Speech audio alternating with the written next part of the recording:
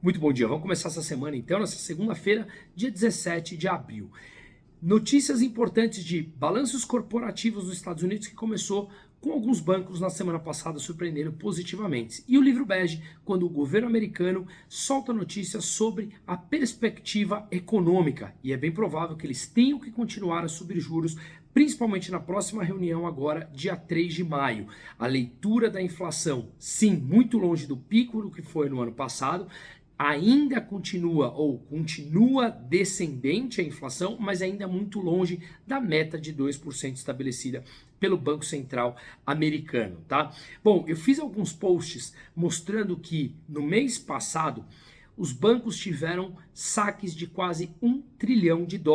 Esses saques saíram dos bancos em direção principalmente a títulos públicos americanos, que voltaram a pagar entre 3,5% e 4% ao ano de taxa de juros, quando os depósitos em bancos pagam praticamente nada nos Estados Unidos. Pois bem, na semana passada, esses depósitos cresceram em 60 bilhões, atingindo o patamar de 17 trilhões e 200 bilhões de dólares, mostrando que provavelmente, pelo menos no curto prazo, aquele risco sistêmico ficou para trás, até como a gente falou aqui nesse canal, que o problema da crise de 2008 foi sim uma crise de solvência e agora é muito mais uma crise até de liquidez. Os bancos muito mais resilientes em emprestar o dinheiro, até porque os títulos públicos americanos voltaram a pagar taxas muito mais altas e, claro, com muito mais cuidado, portanto, mais cauteloso no crédito. Mas é uma crise completamente diferente da que foi em 2008.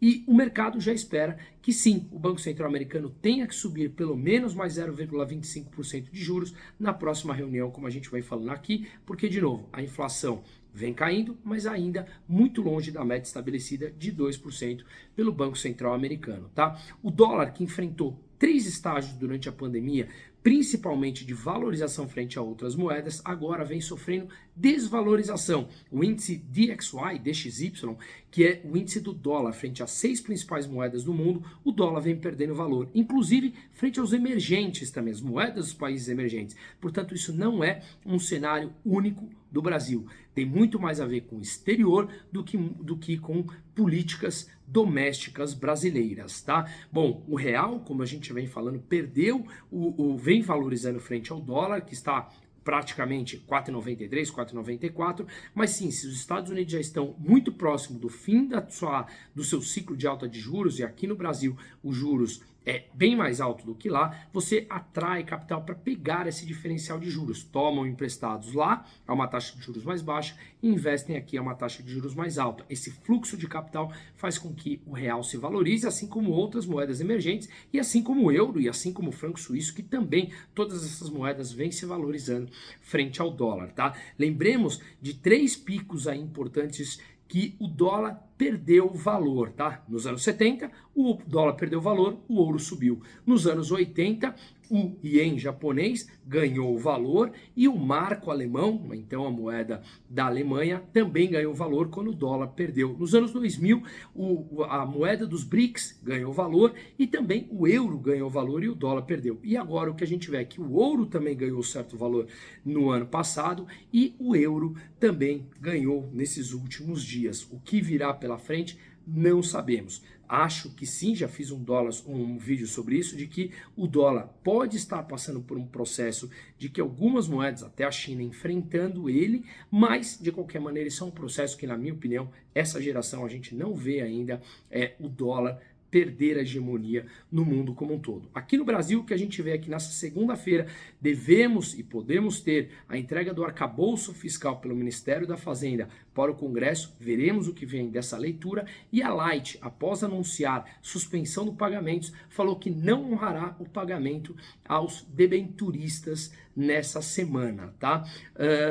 E uma outra discussão que tomou conta no final de semana, a mudança da meta de inflação, ela é benéfica ou não? Eu venho falando que eu não acredito que ela seja benéfica, principalmente porque quando você muda a meta de inflação, quando você está num processo em que não vem conseguindo atingir a meta, aí você fala, vou mudar a meta, me parece muito mais algo fracassado do que algo que você vem controlando a inflação. O Banco Central, na minha opinião, podemos entrar numa discussão legítima, se errou a levar os juros a 2%, se errou a 13,75%, são discussões legítimas, mas na minha opinião, o Banco Central liderado por Roberto Campos Neto vem fazendo um grande trabalho, onde o Brasil foi um dos principais países que mais rápido controlou a inflação no mundo no ano passado, tá? Mudar a meta por mudar me parece muito mais uma decisão do governo populista atual do que qualquer outra coisa para simplesmente falar, agora estamos dentro dessa meta.